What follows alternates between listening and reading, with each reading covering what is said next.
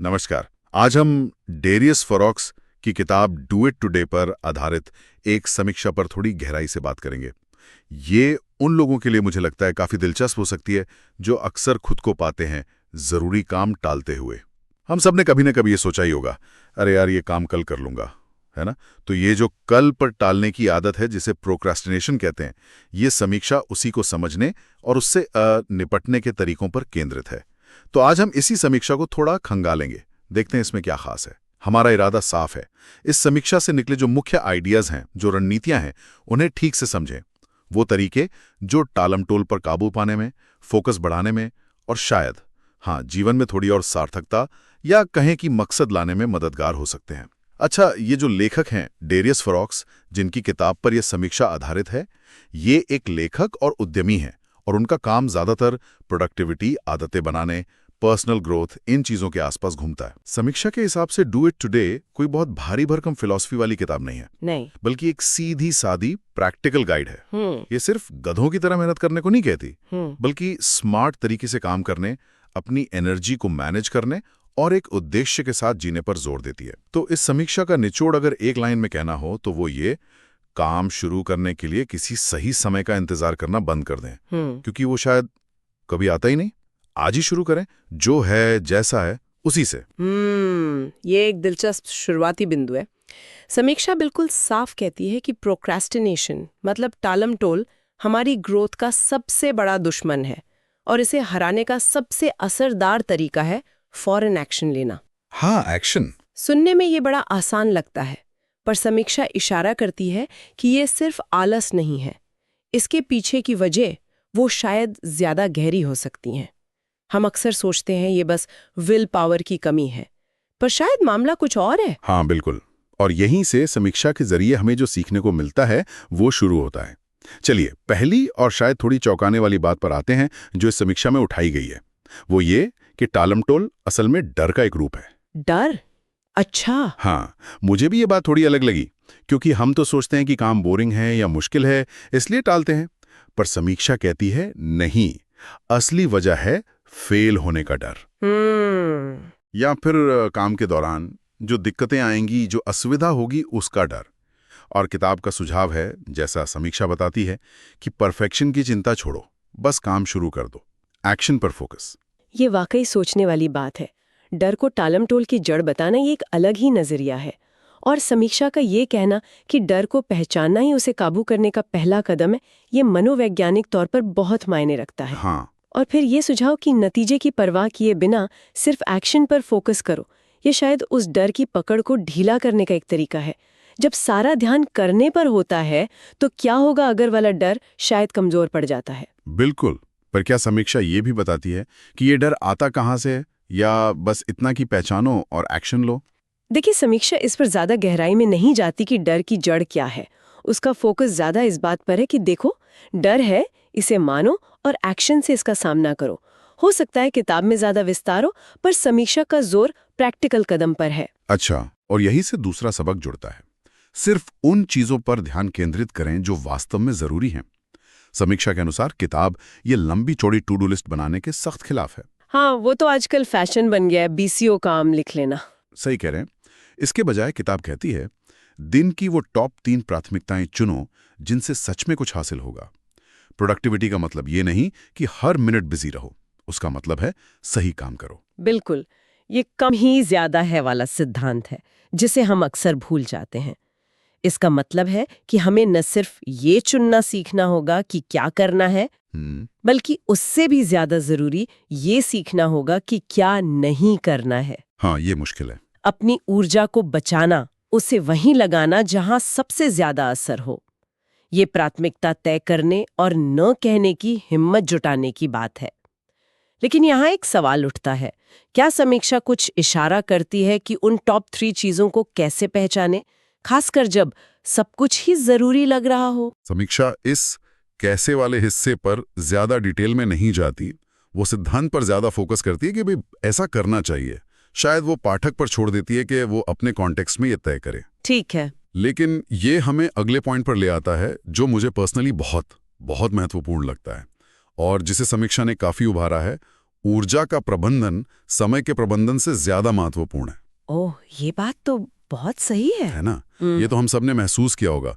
Calendar में time तो खाली है, पर कुछ करने की हिम्मत ही नहीं है, एनर्जी ही नहीं है। बिल्कुल। समीक्षा इस पर बहुत जोर देती है कि अच्छी नींद क्यों जरूरी है, कसरत क्यों जरूरी है, सही खाना पीना, बीच बीच में ब्रेक लेना, ये सब हमारी एक्शन लेने की बैटरी को आप कह सकते हैं चार्ज रखते हैं। एकदम सही कहा। और ये सिर्फ फिजिकल एनर्जी नहीं है। हाँ, मेंटल और इमोशनल एनर्जी भी उतनी ही, बल्कि शायद ज्यादा जरूरी है। सही। थके हुए या भावनात्मक रूप से परेशान मन से कोई अच्छा काम करना बहुत मुश्किल होता है। समीक्षा का इस पहलू पर जोर देना इसलिए भी महत्वपूर्ण है क्योंकि जो ट्रेडिशनल टाइम मैनेजमेंट की बातें होती हैं वो अक्सर इस एनर्जी वाले हिस्से को इग्नोर कर देती हैं। हाँ, वो बस टाइम स्लॉट्स की बात करते हैं। बिल्कुल, वो मानते हैं कि अगर आपके कैलेंडर में समय है तो काम हो जाना चाहिए, लेकिन असलियत में ऐसा कहाँ होता है।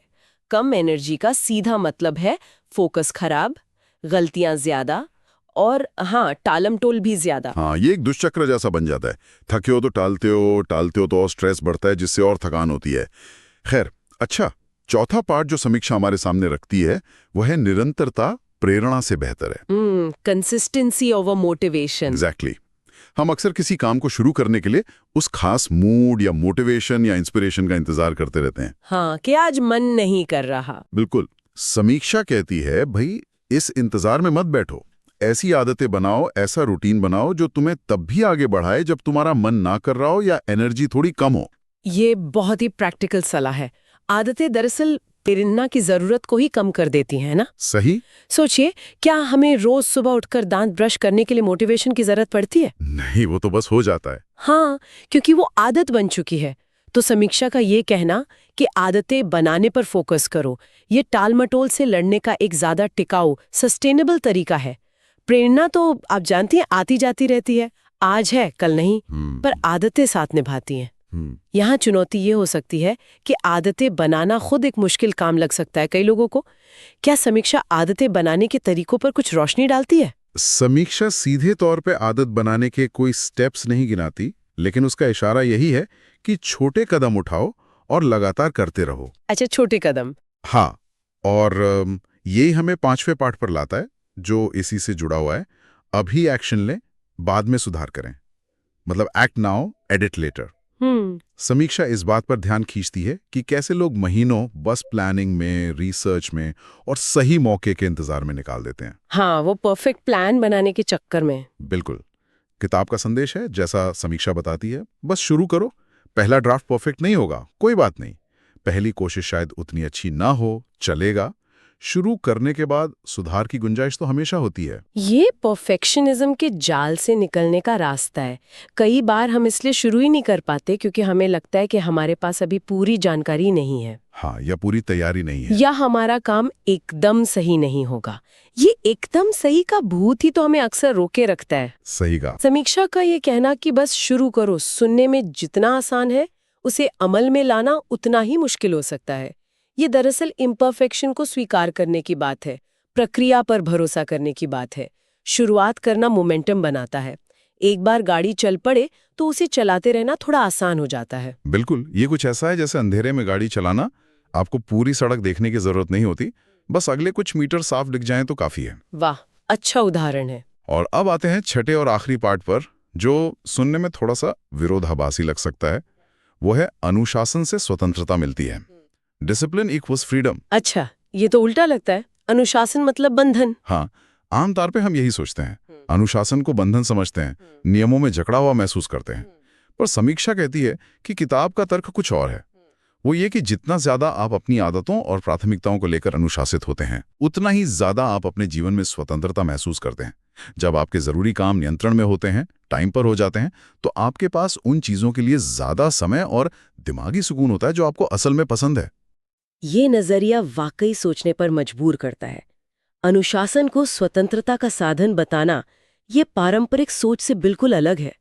इसका गहरा मतलब शायद ये है कि जब हम अपने समय और ऊर्जा को लेकर डिसिप्लिन्ड होते हैं, जब हम जरूरी काम टालते नहीं, तो हम असल में खुद को भविष्य की चिंता से, डेडलाइन के तनाव से और अधूरे कामों के बोझ से आजाद कर रहे होते हैं। सही। ये वो आजादी है जो हमें चुनने का मौका देती है कि हम अपना खाली समय कैसे बिताएं, बजाय इसके कि हमारा समय हमेशा अधूरे कामों की चिंता में ही गुजर जाए। तो अनुशासन यहाँ कोई बाहरी दबाव नहीं, बल्कि एक तरह का आंतरिक नियंत्रण बन जाता है जो आज़ादी लाता है। बहुत बढ़िया तरीके से समझाया आपने। तो कुल मिलाकर समीक्षा के नजरिए से देखें तो ये किताब क्यों पढ़नी चाहिए। समीक्षा इसे छोटी, सीधी और एक्शन ओरिएंटेड बताती है। इसमें लंबी चौड़ी फिलॉसफी नहीं है। मतलब प्रैक्टिकल है। हाँ, प्रैक्टिकल है। ठोस कदम उठाने की प्रेरणा देती है। समीक्षा ये भी कहती है कि ये किताब खास तौर पर स्टूडेंट्स के लिए, प्रोफेशनल्स के लिए या ऐसे किसी भी व्यक्ति के लिए बहुत उपयोगी हो सकती है जो टाल-मटोल से परेशान है या बस अपनी प्रोडक्टिविटी को थोड़ा बेहतर करना चाहता है। ये तुरंत छोटे मगर मायने रखने वाले कदम उठाने पर जोर देती है। तो अगर हम इस पूरी चर्चा को समेटें, डेरियस फोरॉक्स की किताब डू इट टुडे की इस समीक्षा से हमने कई अहम बातें सीखी।